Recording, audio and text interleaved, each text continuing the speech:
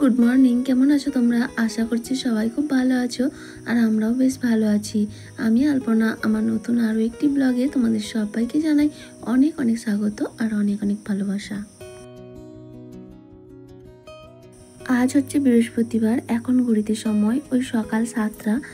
আর আজকে সকালের বাসি কাজকর্মগুলো অফ ক্যামেরায় করে নিয়ে একেবারে স্নান করে নিয়েছি। কাঁচা ধোয়া সমস্তটাই কমপ্লিট হয়ে গেছে। তারপরে দেখো এখন পুজো দেব, সেই জন্য ফুল তুলে নিচ্ছি। আর আজকে যেহেতু বৃহস্পতিবার, তাই সকাল সকাল স্নানটা করে পুজোটা দিয়ে নেব। তো চলো বন্ধুরা, আজকে এখন থেকেই তোমাদেরকে সাথে নিয়ে আজকের ভিডিও শুরু করছি। পুরো ভিডিওটা জুড়ে থাকার অনুরোধ রইল তোমাদের কাছে।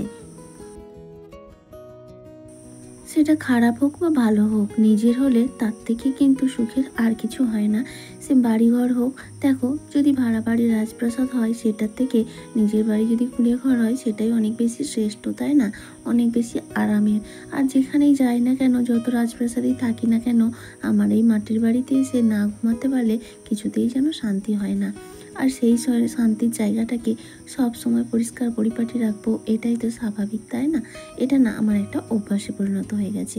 তো যাই হোক, গাছ থেকে ফুল তুলে নিয়ে আসলাম। দেখো, নিজের হাতে লাগানো গাছ থেকে ফুলগুলো নিয়ে এসে এখন ঠাকুর পুজো দিয়ে নিলাম। তবে আজকে খুব বেশি ফুল পেলাম না, 3 রকম জবা তোমাদেরকে দেখিয়ে দিলাম।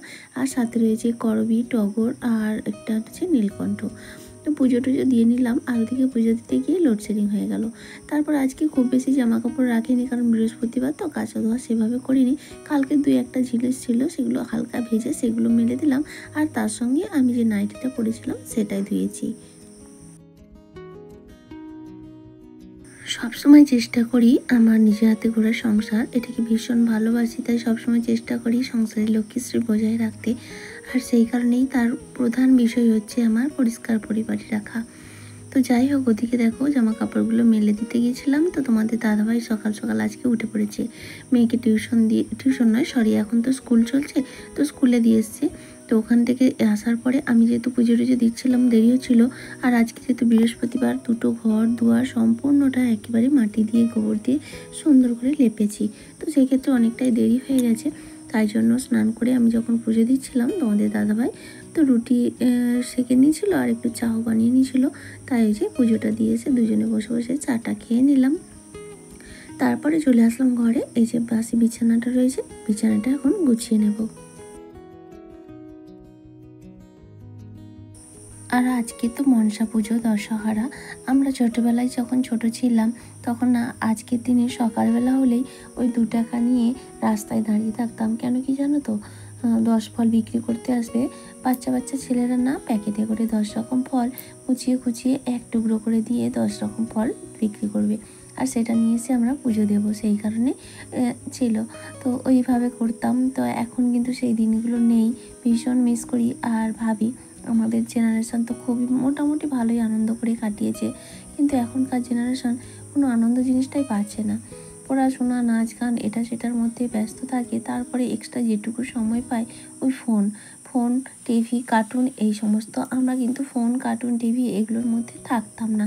আমরা পড়াশোনার বাইরে যা সময় পেতাম সেগুলো খেলাধুলা আনন্দ করে 5 জনের সঙ্গে মিলেমিশে কাটিয়ে দিতাম। সেই কারণেই না এখনকার বাচ্চারা বড় হয়ে না বড্ড একা, মানে একা একা একা থাকতে পছন্দ করে, ভালোবাসে। তো এই সমস্ত দিনগুলো এলেই না আমাদের ছোটোবেলার কথা মনে পড়ে যায়। তো আজকে তাই চা খেতে খেতে তোমাদের দাদাভাইকে বলছিলাম যে আমরা ছোটোবেলায় না এটাই করতাম। তো যাই হোক, আজকে হলো মনসা পুজো। আমাদের বাড়ির সামনে তো অনেক মন্দির রয়েছে তোমরা জানো, এবং আমাদের নিজেদেরও মন্দির রয়েছে।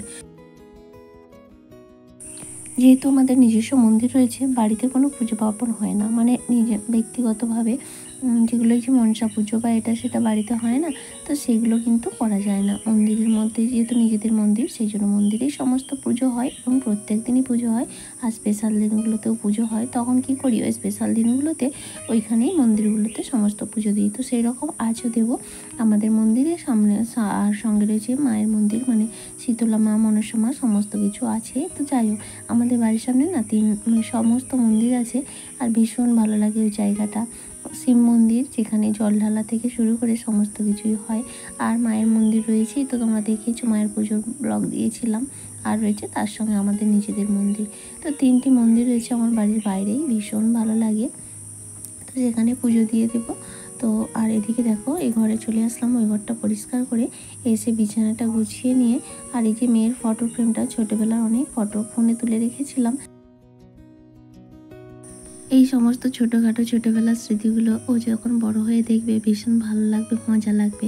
তো কিন্তু দুঃখের বিষয় কী বলতো, ফোন থেকে তুলেছিলাম বলে নাকি জানি না ফটোগুলো একটু একটু করে নষ্ট হয়ে যাচ্ছে। তো সেই দিনে দেখলাম ওই ফটো ফ্রেমটা সহ না পড়ে গিয়েছিল, তো সেই জন্য নিয়ে এসে রাখাই ছিল, লাগানো হয়েছিল না। তো সেই জন্য আজকে আমি এই ঘরে এই জায়গাটায় লাগিয়ে দিলাম। তো যাই হোক, তারপর দেখো চলে আসলাম, এই যে আলনাটা অনেক দিন মোছা হয়নি, প্রচণ্ড ধুলো পড়েছে, বেশ কিছুদিন হয়ে গেল মোছা হয়নি। তো সেই জন্য আলনাটাকে মুছে নিচ্ছি ভালো করে, আলমারিটাও একটু হালকা হাতে ডাস্টিং করে নেব। এটা রোজগার করলে বেশ ভালোই হয়, কারণ একটু আধটু ধুলো যেটা পড়ে প্রত্যেক দিন সেটাও কিন্তু পড়বে না। তাই প্রত্যেক দিনই চেষ্টা করি, তবে প্রত্যেক দিন দুটো ঘরে করা সম্ভব হয় না, কারণ আরও অন্যান্য কাজ তো থাকে। তো সেই জন্য আমি কি করি, একদিন এইটা একদিন সেইটা করি। তো সব দিন তোমাদের সঙ্গে শেয়ার করি না, কারণ সব দিন একই জিনিস দেখতে কার ভালো লাগে, তাই না? তো যাই হোক, ওদিকে আলনাটাও মুছে নিয়ে চলে আসলাম আলমারিটাও মুছে নিতে। আলমারিটাও মুছে নিচ্ছি সুন্দর করে, তবে খুব বেশি যে নোংরা হয়েছে তা নয়, তবে কাঁচটার ওপর একটু দাগ দাগ হয়ে যায়, আর ওই জন্য একটু মুছে নিতে, মানে হাত লাগলেই তো মেয়ে হয়তো এ ঘরে আসে পড়তে বা গান করার সময়, তখন এসে ওই কাছের কাছে ও তো আয়না দেখলে সেখানে দাঁড়িয়ে রঙ্গভঙ্গি করতে থাকে, তো তখন হয়তো হাত দেয়, তখনই দাগটা লেগে যায়। তো সেই জন্য চেষ্টা করি প্রত্যেক দিন পরিষ্কার করে মুছে নিতে। তারপর দুটো ঘরই পরিষ্কার করে চলে আসলাম। এই যে কয়েকটা কৌটো ছিল খালি, সেগুলোকে এখন পরিষ্কার করে নেব। তবে মেয়ে এখনও স্কুল থেকে আসেনি, ও স্কুল থেকে আসলে তারপরে সকালের খাওয়া দাওয়া হবে। তবে তোমাদের দাদাভাই কিন্তু আনতে চলে গেছে মেয়েকে, আর আমি এই সকাল সকাল এই কাজগুলো তাড়াহুড়ো করে নিচ্ছি। এরপর রান্না করতে গেলে আর অন্যান্য কাজগুলো কিন্তু হয় না। আর কি বলতো, বিকেলের দিকে এতটাই ক্লান্তি লাগে না, বিকেলের দিকে আমার আর কোনো কাজ করতে ইচ্ছা করে না।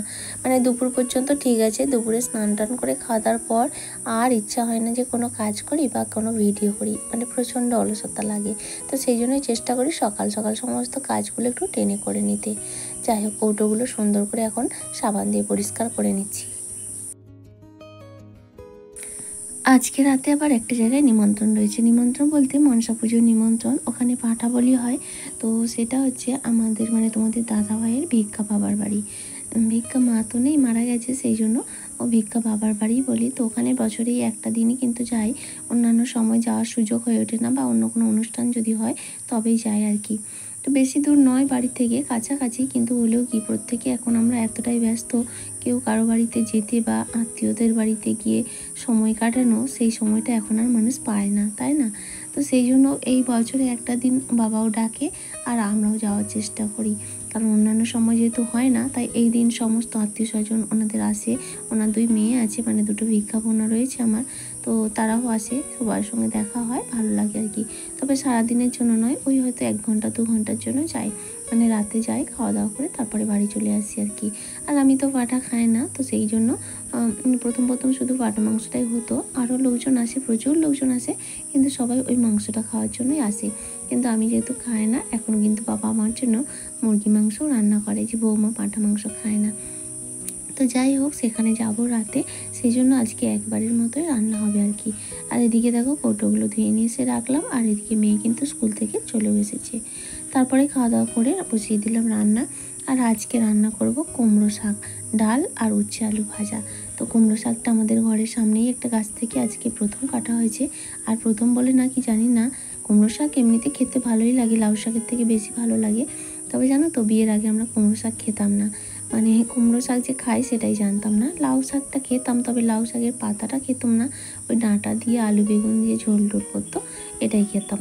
এখানে আসার পর খাওয়া দাওয়া একটু অন্যরকম শিখেছি, অনেক কিছু নতুন নতুন বলে না, বিভিন্ন জায়গায় রান্নাবান্নাও বিভিন্ন রকম, খাওয়া দাওয়া বিভিন্ন রকম। তবে হ্যাঁ, মানুষ কিন্তু সব কিছুই খেতে পারে যদি ঠিকঠাক রান্না করতে পারে। এখন সেটা আমি শিখেছি, আমিও অনেক কিছু শিখেছি, অনেক কিছু খেতাম না, জানতাম না, সেগুলো আমি নিজের মতো করে এখন রান্না করি, খেতেও বেশ ভালো লাগে। তো যাই হোক, এদিকে রান্নাটা করে নিচ্ছি। কুমড়ো শাকের মধ্যে আলু বেগুন ঝিঙে সমস্ত সবজিগুলো আজকে তোমাদের দাদাভাই কেটে দিয়েছে, তো সেই জন্য আমি চটপট রান্নাটা করে নিচ্ছি, আগে সবজিগুলো করে নিচ্ছি, আর ওদিকে চালটা ভিজিয়ে রেখেছি, ভাতটা শেষে বসাবো। কথা বলতে বলতে এদিকে কুমড়ো শাকটা হয়ে গেল, ওদিকে ডালও সেদ্ধ হয়ে গেছে, আর এখন এই যে উচ্ছে আলুটা ভেজে নেব। তো উচ্ছে আলুটা আগেই সেদ্ধ করে রেখেছি, এখন তেলের মধ্যে একটু হলুদ দিয়ে নিলাম আর লবণ দিয়ে রেখেছিলাম। আর এখন এই যে উচ্ছে আর আলু সেদ্ধ করাটা দিয়ে নিলাম।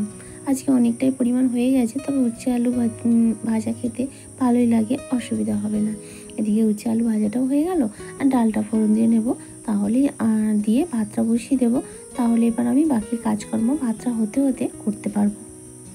তাহলে চলো বন্ধুরা, বাকি কাজগুলো করতে করতে আমার মিষ্টি দিদিভাইদের নামগুলো নিয়ে নিই, যারা প্রত্যেক দিন আমার ভিডিওতে এত সুন্দর সুন্দর কমেন্ট করো। তো প্রথমে রয়েছে বংসঙ্গী ব্লগস, ছোট্ট পাখি, ছোট্ট পরিবার, MJ অধিকারী ফ্যামিলি, নির্কু ঘোষ এবং সোমা লাইফস্টাইল।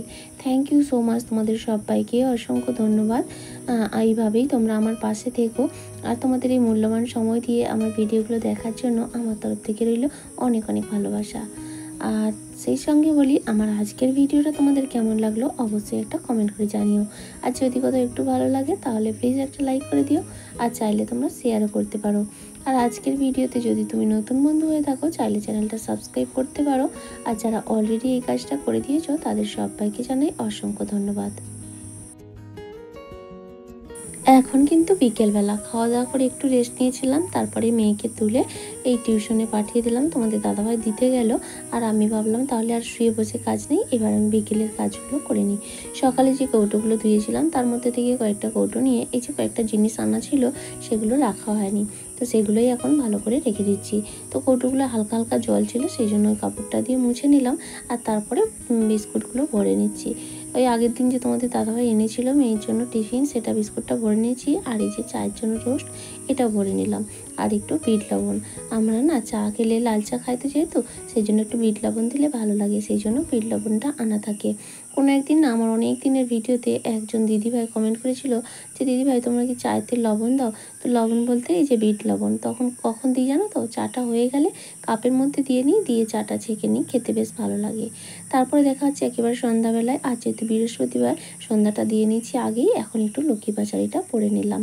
আর তারপরে দেখো এখন বাজে ওই রাত্রি 8:30, রেডি হয়ে নিয়েছি ভিক্ষা বাবার বাড়ি যাব বলে। তো চলো যাওয়া যাক, আর সেই সঙ্গে আমার আজকের ভিডিও আমি এখানে শেষ করছি। দেখা হচ্ছে আবার আগামীকাল নতুন আরেকটি ব্লগের সঙ্গে। ততক্ষণ পর্যন্ত সবাই খুব ভালো থেকো, সুস্থ থেকো, আর সাবধানে থেকো।